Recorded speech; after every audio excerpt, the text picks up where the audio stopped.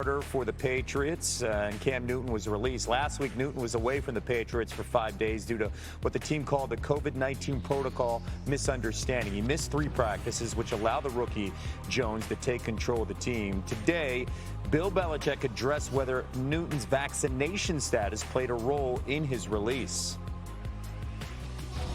No.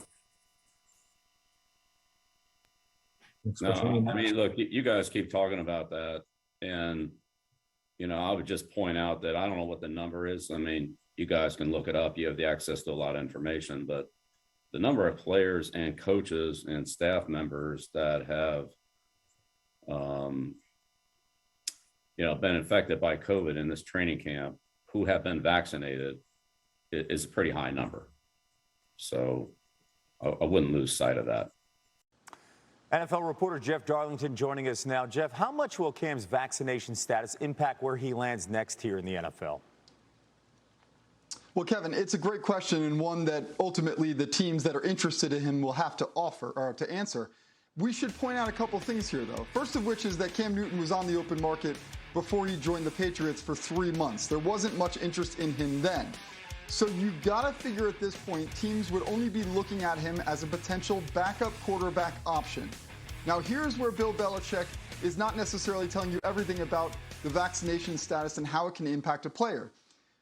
With a backup quarterback who is unvaccinated, if he is, say, in the quarterback room with the starter, and the starter is vaccinated, and the starter comes down with COVID, tests positive, and he is now a close contact with the backup quarterback who's unvaccinated, that backup is now out for 5 days no matter what. So if you're in the middle of the season and Cam Newton is unvaccinated in your quarterback room and you need to lean on him as the backup, starter gets COVID, it's now pointless because he's a close contact and he's out for 5 days. So it's complicated. I understand that. It's not necessarily about whether you're vaccinated or not vaccinated. It's about the protocols that the NFL has in place and how that potentially impacts a backup quarterback. So it's a difficult question for a team to answer, and there's not a lot of teams right now, by the way, that are necessarily all that interested in bringing on Newton at all, let alone given this situation.